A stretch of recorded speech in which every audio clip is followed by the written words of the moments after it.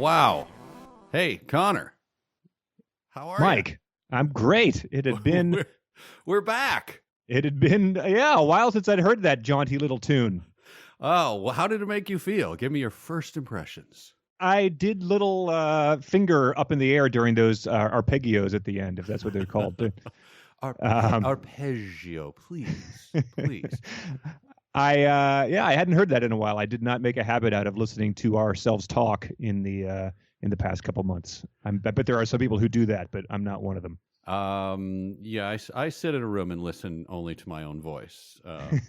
No, of course not. Welcome back, everyone. This is, what do we call this? The inaugural podcast for season 2?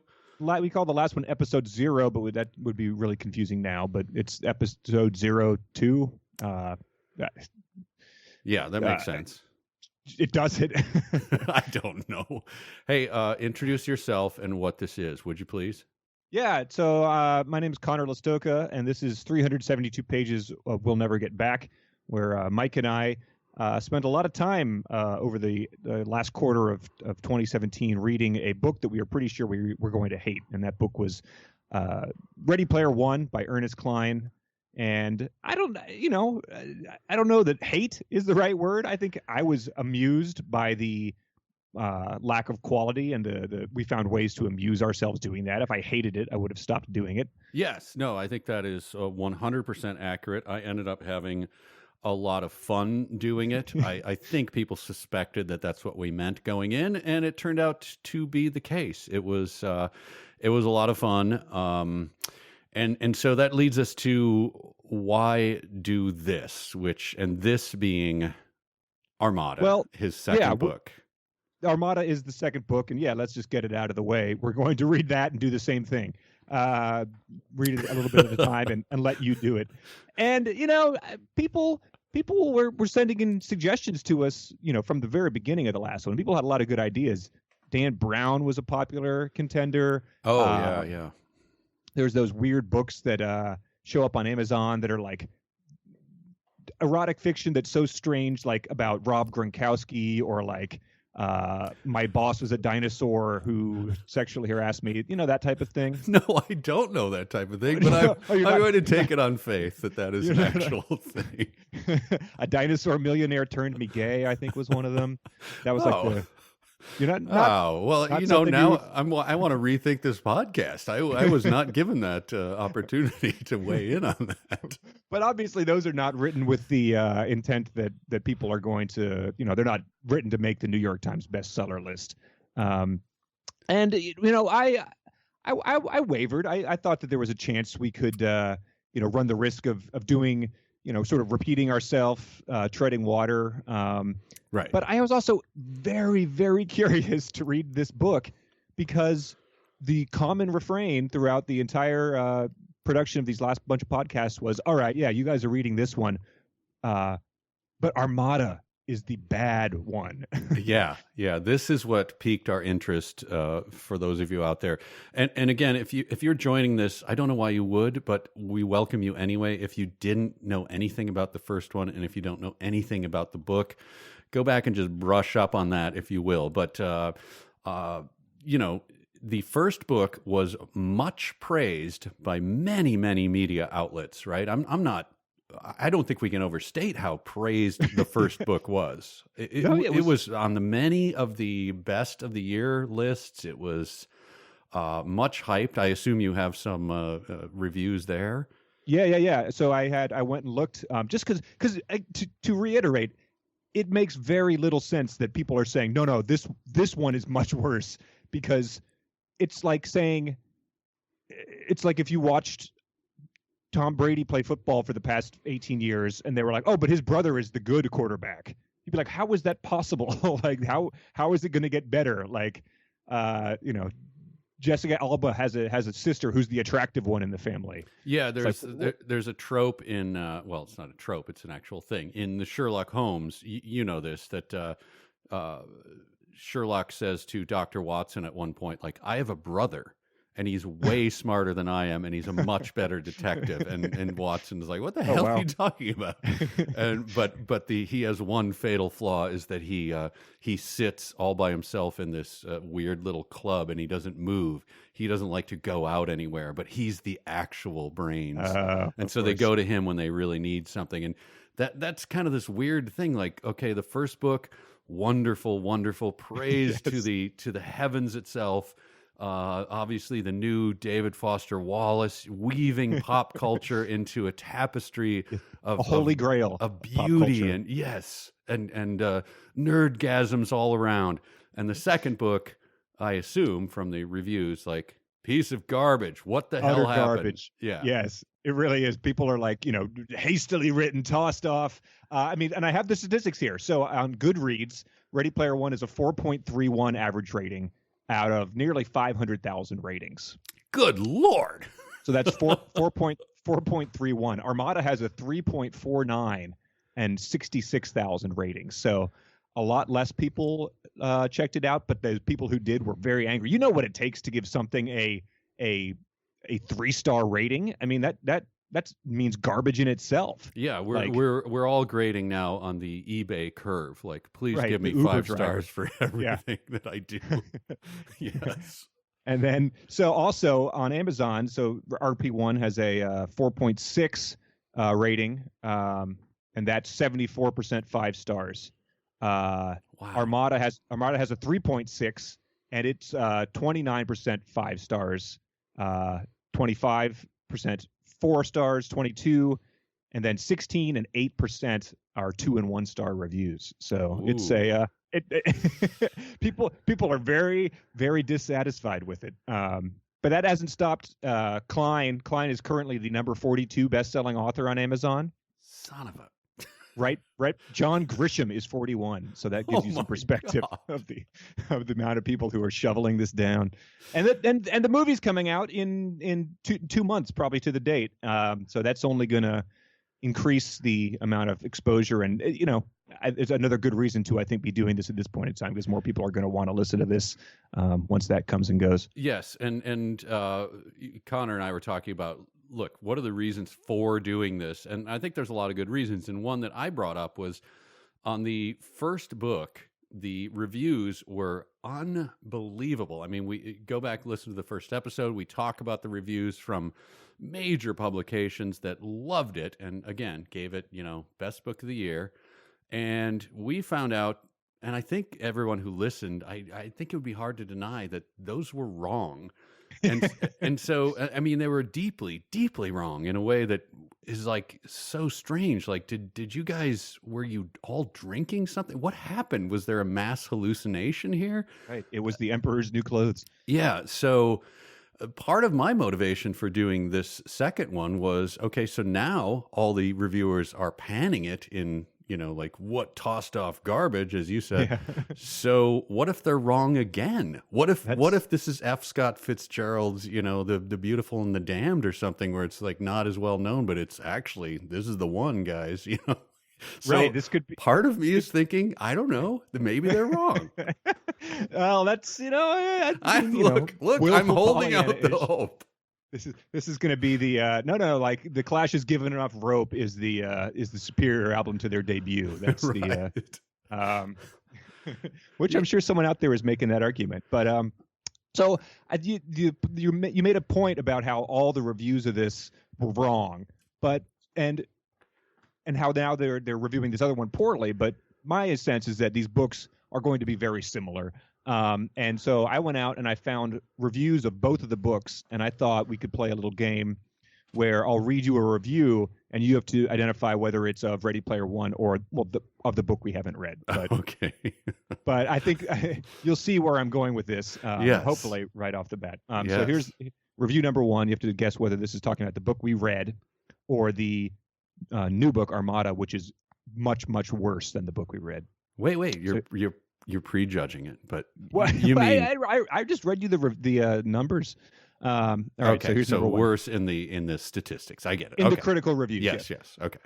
But you would assume that would merit some sort of change in the content or structure or style that the guy uses. you would not just assume that drastic drop was from doing the same thing and people just not being receptive. Yes, to it. of course. Like we talked about offline, like, book one was his, fever dream. He wrote it like, on one continuous roll of paper, like in a feverish, as he rolled around the world and took in all the events. And this is his, his magnum opus. And then the second one was the cash grab that everyone goes like, of course he did this, and this is a piece of garbage. And hopefully the third book will be his mature period. That's kind of the narrative as it stands. So Yes. Let's go through the reviews. All right, here's review one.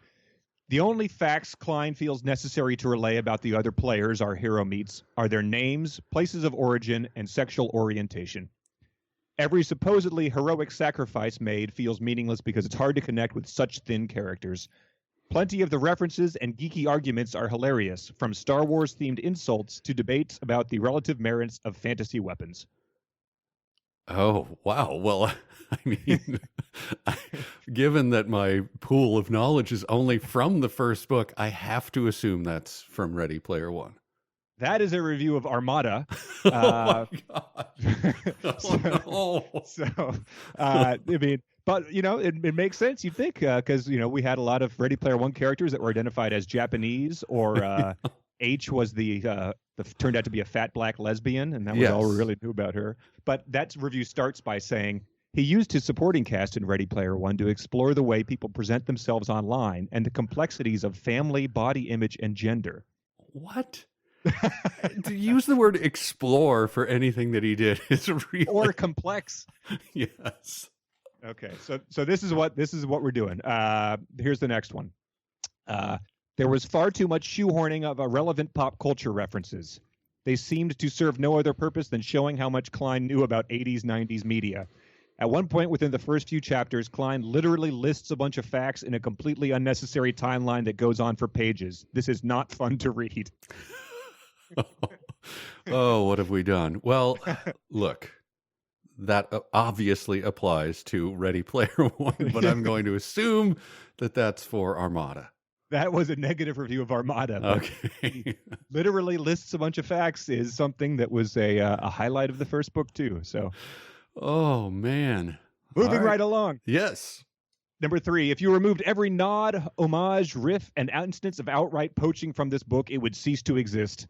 Its heavy dependence on well-known and superior work badly exposes Cline's skills when he attempts to express himself.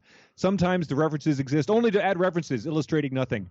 Even references that can be self-evidently cool because they are based on things that are or were cool get flattened by piling one atop another until it's like one of those infamous internet foods. Corn dogs and McDonald's hamburgers mashed onto a frozen pizza and under a pound of shredded cheese. Ooh, I kind of like that. I like when reviewers, pile on in that way. But that one, it started with a false premise is that he somehow took things and did a good job with them on something that was like, he's just stealing from the best. If only he did that. It's not even close. So all right, just for, I'm obviously 50-50 here. I'm going to say RP1. That was a Deadspin review that came out right around the same time as our when that list started circulating on Twitter. Wow. Okay. Here's another one. Cline's book is a celebration of the gamer, a sort of wish fulfillment fantasy. Doesn't help us understand our world or the works that populate it so much as wallow in nostalgia and self-reference, doling out high fives to those who each get the nod to the past. I fear for our future. I'm going to say it is Armada. That is. I think this one is a bit more weighted on. I don't know how this is possible, but I get the sense that it is even more weighted towards like video games. What? How is that? That's impossible. It seems impossible, but like I think it's just that's the sense that I get. But yes, it seems impossible. I have to say, I'm going to throw in something here that I brought up with you, and you were rightly skeptical of it, but I mean this, I don't know, 60% sincerely, is writing a novel is hard. We've both done it. And writing your first one it's sort of a nerve-wracking exercise, because obviously you've always got in your mind, you've got The Great Gatsby, and you've got well, any great novel. You're like, Sure. oh God, I'm not even come close to this. But you gut it out and you do it. And I honestly thought, maybe he learned something, because you learn a lot. You learn day by day, right? As you write, you go, wow, I really failed on this. I didn't come out the way that I wanted. And so I was 60% sincere that I thought he maybe got better, and this would be something that would be, and now you have just dashed my tiny hope against the shoals of reality. So this is going to be great. I don't get to dash hopes that often. That feels good. Let's do one more just to see. This one says, it's committed to sucking the sweet, nostalgic marrow from superior works of science fiction and pop culture. A book designed entirely around getting the reference, high-fiving the readers who recognize its shout-outs while leaving everyone else trapped behind a nerd culture velvet rope of catchphrases and codes. The shameless Jejune, the shameless Jejune wish fulfillment of the book burns hot and bright. I wanted to get that in, because that has a little more color in it. Ugh. Again, if only he had sucked the marrow out of good things, I would at least be. No, it's more like he licked the pizza grease off the bottom of a paper plate, and boy, I hope it's not Armada. So I'm going to say Ready Player One, just to keep my hopes alive. So that one was Armada.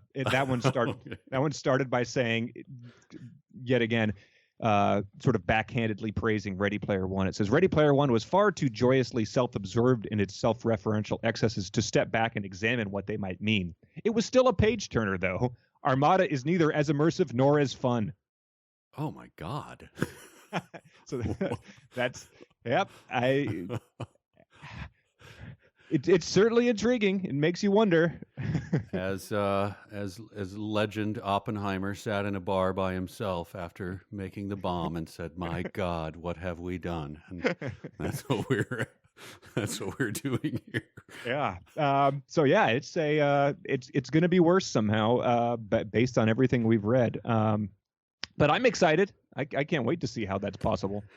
I actually am, and that may sound like a falsity after all we just said, but it was a lot of fun to dig in. No, seriously, like the actual critiques of sentence by sentence, I think is really fun. I enjoy the wordsmithery and taking apart stuff that doesn't rise to, perhaps the level that one would hope with a second time author.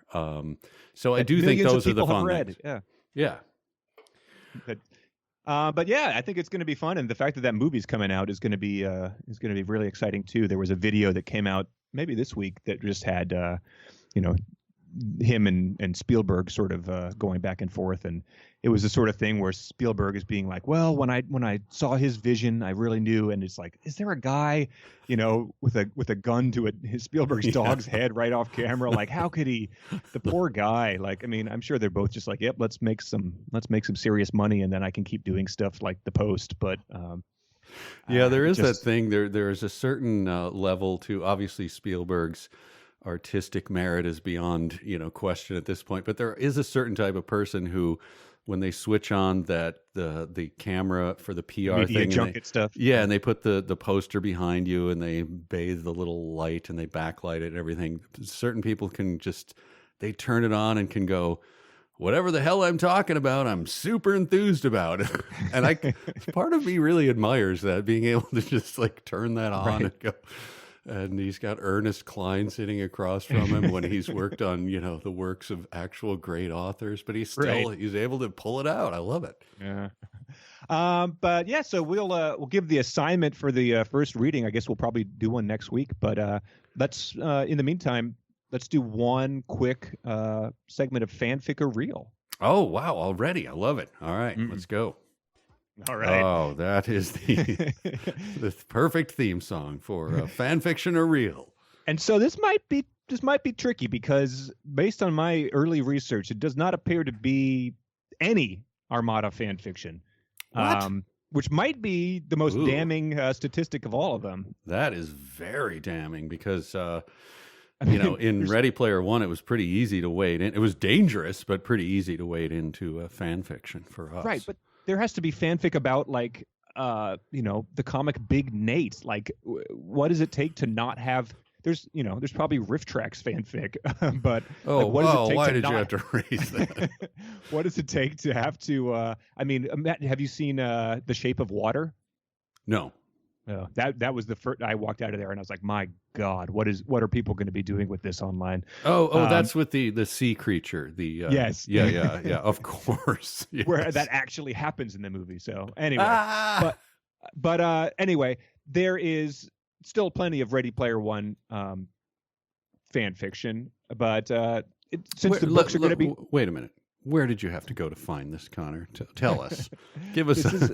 Speaking of, you know, let's see how we make the sausage here. Where did you go to find this fanfic? So it was on. I think it's just fanfiction.net, and then you put in Ready Player One, and that's where it sort of just keeps listing them. And we delved into that a lot, and some of them are pretty short and fairly unreadable and very obviously. But when the person does it correctly, they are virtually indistinguishable. So, yes, and I would like to plant a flag for at some point in the future having a competition, much like the Ernest Hemingway fiction contest. I'd like to do the Ernest Cline fiction contest and come up with real rewards for that. So yeah, all right. Well, yeah, get your pencil sharpened, everybody. If we can't find Armada fic, you might have to write your own. Yeah. All right, so one of these is fan fiction. One of these is a segment from the book that we're about to read. See if you can pick which is correct. Number one. I felt like Luke Skywalker surveying a hangar of A, Y, and X-wing fighters just before the Battle of Yavin. Or Son of a bitch. or Captain Apollo climbing into the cockpit of his Viper on the Galactica's flight deck. Ender Wiggin arriving at battle school. Or Alex Rogan clutching his Star League uniform, staring wide-eyed at a hangar full of gun stars. My God, every single word you just said makes me filled with rage. And so I have to say that that's fanfic. I cannot believe that that's real. All right. I don't even know what some of those things are. I mean, one must be Battlestar Galactica. Ender, I think, is Ender's Game. I don't know Alex Rogan, Star League, and Gun Stars. Alex Rogan. That sounds like, was like a minor character on the Snoop Sisters back in the 70s or something. He's our lawyer. And so your guess was fanfic for that one. So here's the next one. So you do know Space Invaders, Chad said to me, practically reading my mind. Yeah, I scoffed. How do you know what that is? Well, I know you won't believe me, he said, leaning in closer. But secretly, I'm a pretty big geek. Really? I said skeptically. Yeah, here, ask me a video game question, anything you can think of. I smiled slightly at the sound of his request.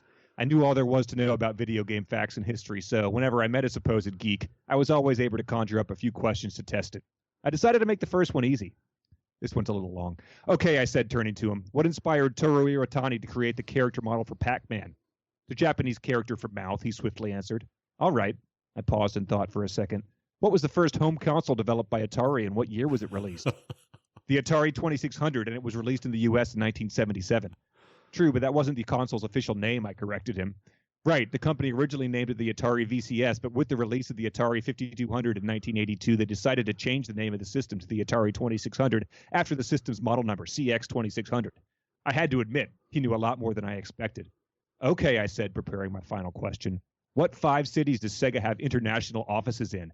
San Francisco, Seoul, Moscow, Chessington, and Vancouver. Damn, I said. You sure know your video games. Is that over? Yes. Sorry. No, because my hand was actually on the plug for all the equipment we're using to make this podcast. I was yanking it from. I had the. It was about a half of the way out of the wall, and I was just expecting the. Wow, that. It's a long one, but it was so self-contained. It needed to have the whole thing in there. Oh my God, that. This is a puzzler. This is what we ran into in the first thing, is that it has the feeling of authenticity because of those terrible details, but it's right. So it is easy in a way to mimic. Well, I don't want to say easy, because you have to have the knowledge that he's also pulling from. So, but I'm still going to say that has to be fanfic. Okay. So yes, that was fanfic. I think it's just a little too, there's some adverbs in there that I think are a little telltale. But again, flip of the coin. If you had said that, no, that's a paragraph in the chapter 3, I'd be like, all right. Yeah, no, it would not seem wrong at all. But so, yeah, the first one is real. The first one about, wow, I felt like Luke Skywalker surveying the wow. Or I mean, so yeah, that's 4 sentences and 4 distinct comparisons from popular culture that he's comparing his character, whatever his character is doing there. And so really what we can look forward to in this is, at the very least, we hope that he's focusing on slightly different things than, like, do you think there will be variation? I just read to you a Luke Skywalker X-Wing, A-Wing Battle of Yavin. What are you... I know, but I thought maybe, is there a different movie rather than... What was it, like War Games or whatever? War Game, yeah, I don't know. I've seen the term, I've seen it compared to The Last Starfighter. That's on the back of this one, which is not a movie that I'm familiar with. Nor I. And I assume no one is. I don't know. But it's right there on the back of the book. It's like, it's an exciting page turner that mixes Star Wars, The Last Starfighter. I mean, so. Okay. I don't know. Maybe we're the Philistines. Maybe that's the key to appreciating it. All right. Well, after this, what now, given what we've just gone through, what are your feelings about whether or not this is going to be a better book? That was kind of our stated mission. One possibility is that he got better.